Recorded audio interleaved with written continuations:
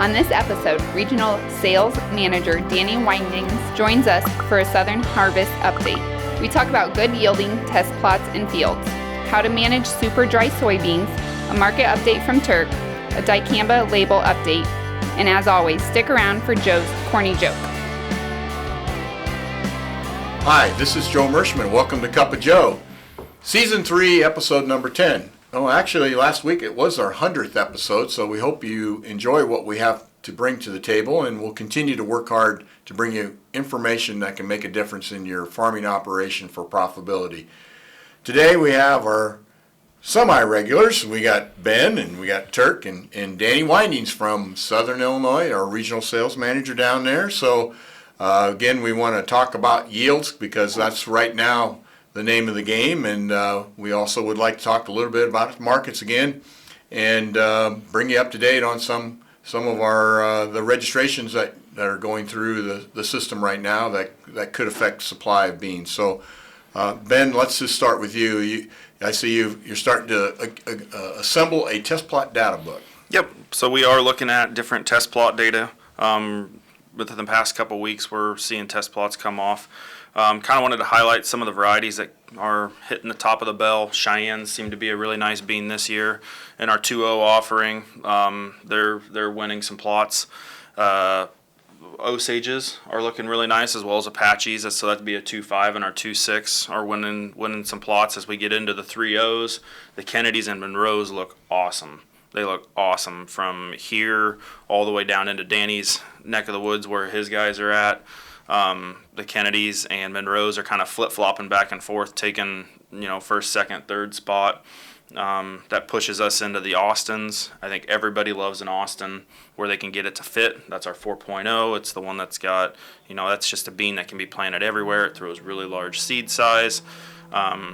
It's one of those ones that's dinging the top bell when it comes to yielding really well. And then the other product that we're seeing show very nicely in seed production and in some of these plots that are just now coming off within the past couple of days is our Austins look really, or our Atlantas look really nice. That's our 4.5. Yeah, that's about as far deep as we've got as far as information on because the Group 4s are still, some of those are just starting to get harvested. So we'll probably have more information next week as fast as harvest is going.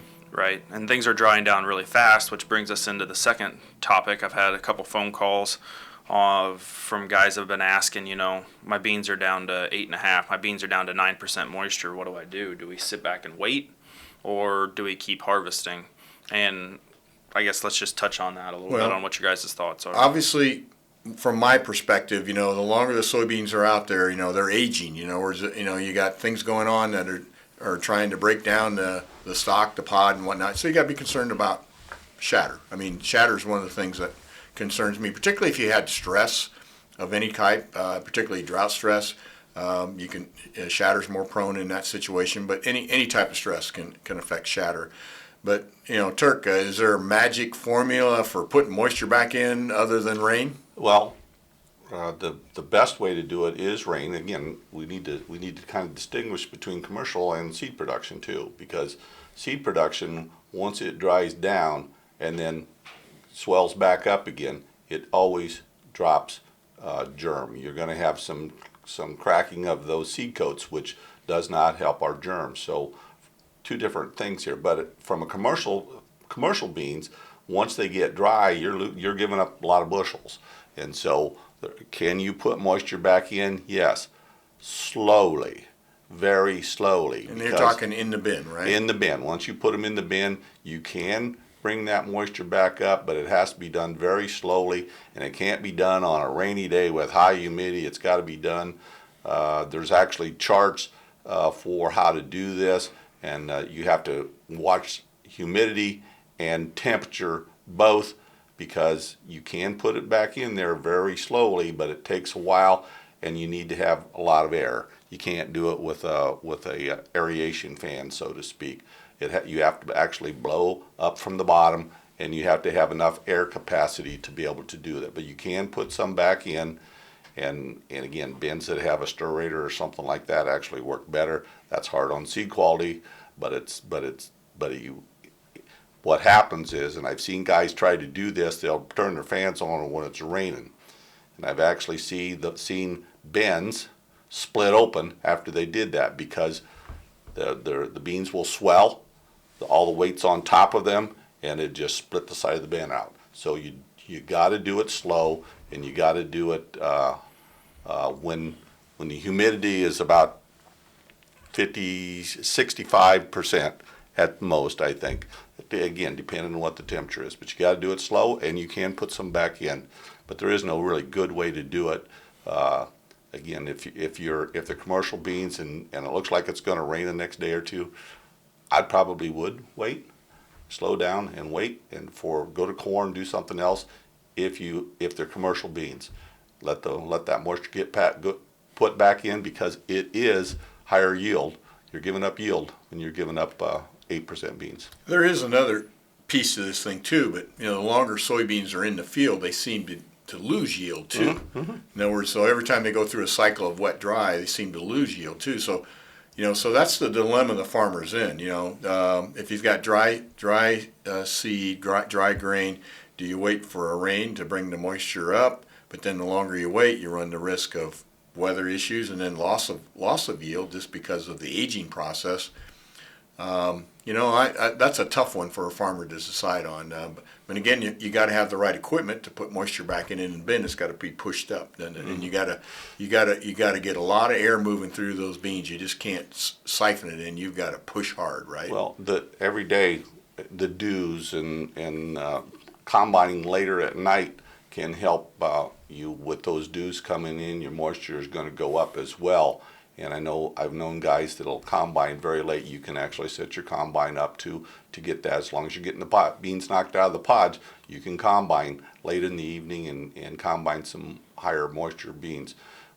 Putting them in the bin, so you got some 8% beans here and you got some 12% beans here. They're going to even out in that bin over time. So don't worry about that. Don't put any 15-16% beans in there thinking that it's going to average out, because that's probably too far.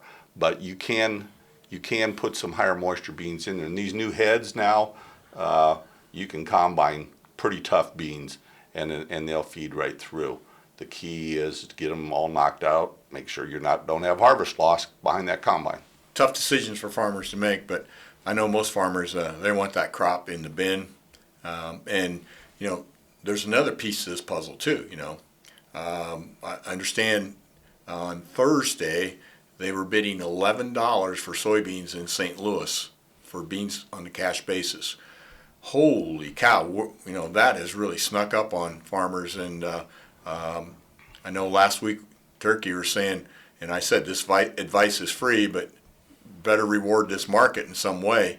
So we're seeing farmers, letting some crop go and rewarding this market. So what's your comments on that? Well, it's just not Turk saying this, the market's saying this.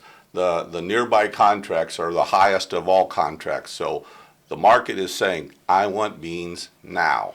So reward that market. Basis is as high as I've ever seen it for this time in harvest. So the market is all saying, give us beans now. Once it's locked up in the bin and the river closes down, that basis is going to widen back out. So reward the basis, reward the price. They're both in your favor right now. Well, that's good news. So we got some positives going for farmers. We got some negatives. The weather still looks good for continued harvest. And the old rule of thumb around here, if you were done by Halloween, you can call that a great year. So we're on target to potentially hit that date of around November 1st to be wrapped up on this crop. Now, it might be a little bit different down your way, Danny. Give us an update on what you've got going on in your area. Just like you, Joe, our harvest is going extremely fast. I don't really know what the percentage is, but I know we've had a lot of dry weather that has allowed our guys to really get out and get as much of their crop out as possible. The yields have been tremendous in a lot of spots. We've had some spots too that we've had some trouble spots too with deck teeth stem borer, and the fungicide application on soybeans is really showing up too on side-by-side trials as well. It's really making a huge difference. In some cases, 20 bushel that we've seen. So harvest, all in all, we're still picking some corn. Beans are coming out rapidly. I mean, a lot of these beans now, due to the stress of the drought situation that we're in now, they're all becoming ready at one time. So farmers are trying to do their best to get the beans out just as quickly as possible. So has wheat planting started down there? Are they starting to plant wheat? Oh yeah, that's really turned on this past week too. Wheat is shipping out fast and furious, and it's going in the ground. We got that Hurricane Delta that's getting ready to make shore down in Louisiana this here today or tomorrow. Anyway, that's supposed to float up our way this weekend and maybe get a little bit of rain from that. So a lot of guys are working extremely hard trying to get their crops out and plant wheat all at the same time. So it's a fast and furious situation out there for right now, for sure. Well, and speaking of wheat price, I think it's like at 60-some month highs. Yeah. I mean, it hadn't been this high in 60. Yeah, I mean, holy cow. So, farmers can plant wheat, maybe sell a little bit of that out of the field too, right now, and try to capitalize on that too, or sell some of their old crop if they still have it. Yeah, it's going fast and furious down here. Most of my guys are very, very happy. We got very few trouble spots, but the ones we do have, we're working to find out what those issues are and trying to diagnose that and take care of that. But the main thing that I'm seeing mostly is deck T stem borer that's affecting some of our area soybeans. So. Yeah, and if any of you missed Ben's presentation on deck T stem borer, a couple episodes ago, I think we covered it. But it's basically kind of like the corn borer of soybeans. It goes down that pith and really shuts down the plant prematurely and affects the yield. So many times when you have a yield you're disappointed in, you can go back and you can easily split those stems on those soybeans and find, well, actually it's down in the root now, and you can dig some of the roots or look for that hollowed out soybean stem after sickle bar cuts it. Yep.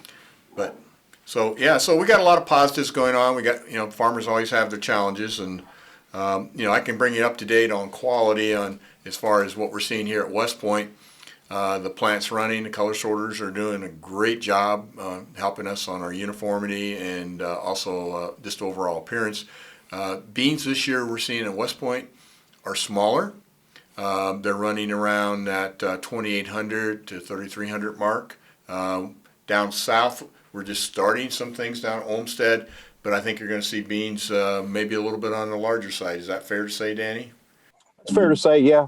Sure. Some of these early maturing beans that are coming off have got plenty of rain, and they're pretty good size, best that I can tell. Yeah, we just didn't have rain in August, but overall seed quality up here, we did get one of our first preliminary germs back, and it was in the upper 90s on the bin germ. So, we're expecting good seed quality this year for the most part. But like always, we got to pick through it. There'll be some areas, because of too much drought or too much water that won't be acceptable as seed, but that's why we overproduce and make sure we don't have to use those bins and get you to the best quality possible. And as always, I think it's really smart to order your seed as early as you possibly can. And Ben knows the products that are going to perform. He's ready. We have enough information. I know a lot of farmers like to see how yields go, but this year it is not going to be necessary next year. So plant the smorgasbord, right, or the portfolio of products. Again, we're offering the free hitch pin. If you text your yield monitor and give us the product, the Mershman variety or the Stein corn hybrid, and send that in to us. Just take a picture of your yield monitor and send it in with your name and address, and Alex is going to put the text number that you can send it in, and we'll acknowledge we received it, and we'll send you this high quality hitch pin for your efforts. And we will not use your name, but we will use your yield in at least summarizing some of the yields out there in the varieties to let farmers know how the Mershman products are doing.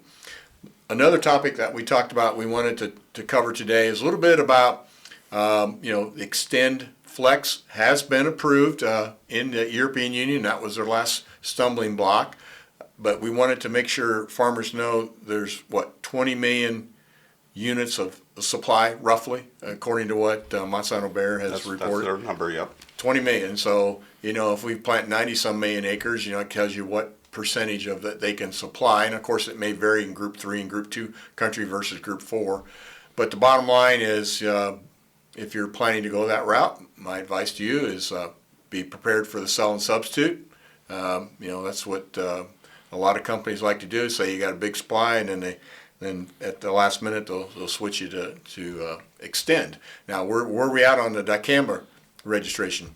The EPA head, Mr. Wheeler, basically said they're really attacking, trying to figure out that Dicamba registration, and they expect, I think by Halloween, they'll be in either an up or down on it. Would you say, Turk? Or Ben? That's the information that we've heard, is that he's going to make a ruling by Thanksgiving or maybe a little before on whether or not he's going to approve the registrations that have been submitted.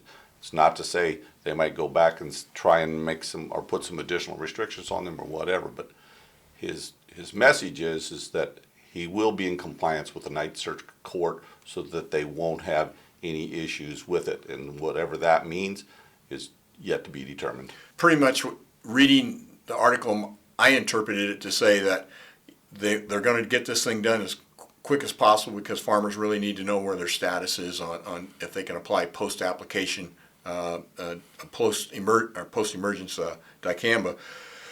But the bottom line is there'll probably be more restrictions if there is a label, and if they don't meet the Ninth Circuit Court, it won't be till next year before they get a label. So that'll clear the air on that. So again, that'll bring us up to date on where that is, where that product is. Hey, Joe, if a farmer decides he wants to go the Extend Flex highway and he buys Extend Flex soybeans and then they sell and substitute straight Extend beans and he can't kill anything with Roundup, I mean, he has no other option. I mean, if he's depending on the Liberty formulation to be able to kill weeds and then he gets straight Extend beans instead of Extend Flex beans, that would put him in a predicament, wouldn't it?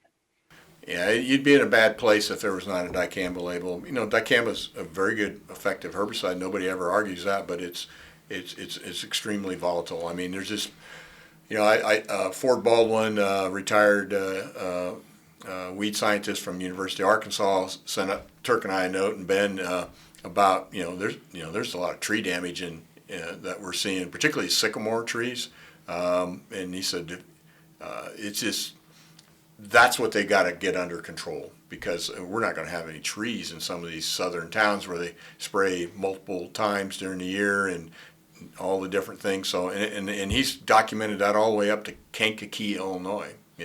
So these are things that are all being considered in this registration, and of course they also are putting some additional new additives and different things to try to keep it under control. So anyhow, Ninth Circuit Court's going to be the EPA's going to do their diligence, and then the Ninth Circuit Court's going to either bless it or say no go. It doesn't meet the criteria. So we'll stay tuned and see how that goes. But keep in mind, you can go the Enlist E3 method. It's already been approved. The Ninth Circuit Court's already viewed the registration. They say everything was done right. We got LibertyLink GT27s, and keep in mind, Extend Flex soybeans, if they don't get the Dicamba piece, LibertyLink GT27s it's really what they have. They have a Roundup Liberty product, and we have an extremely competitive price on LibertyLink GT27 and some great products, right, Ben? Absolutely. Yeah. So there we have it. So Hey, Joe, one other thing I want to add too, with farmers out there listening, if your thought process is yield, and I know Extends have good soybeans, but we've done a lot of side-by-side tests with Extend soybeans with our Enlist E3 platform, and there's virtually no difference in yield. We are very proud of the quality and the yielding technology of this soybean, and it's really opening some eyes to the ease of the technology and how clean these fields are. So, I mean, don't let that hold them back by making a decision on Enlist E3, for sure. Danny, you bring up a good point. One of your fellow associates, Aaron Harple, sent me a email last night of a farmer down there in his area, which is the Tennessee, Kentucky area, said that he had a lot of Enlist products, and he also had a lot of Extend products, and he felt extremely comfortable with the Enlist products. In fact, he said they were a notch ahead of the Extend products. So it's being backed up in the field. So there's not going to be any secrets about there is no yield drag with the Enlist E3 or LibertyLink GT27s. They are competing. Sure. Well, we'll wrap up today. I got a couple good corny jokes for you. very fortunate to have. I didn't have to even do the work this week. They were told to me and submitted, and I said, yeah, they're way better than what I could come up with. So here we go. This one was submitted by Jim Frazee. He's one of our truck drivers. Been working for us since he was a sophomore in high school back in 1974 or so. And he has kind of a dry sense of humor, so this fits his personality perfect. When is it not safe to swim in milk? When it's pasteurized. I like that one. And this one here is by Brian McKillop, my nephew. He's in logistics here at Mershman Seeds. And this one, we like to tell these bar jokes because for some reason we all get a kick out of them.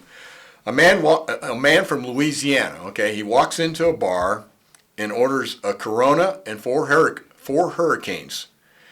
The bartender said, that'll be 2020. Yeah.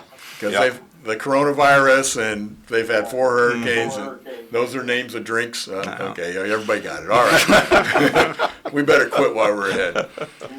So anyhow, thank you for watching today, and we hope your harvest is going well and you're getting good yields and selling them for good prices, and you're going to have a great profitable year. That's really important to us at Mershman Seeds. That's what gets us up in the morning to see farmers have success. So thank you, and we'll see you next week. Thank you. Be safe.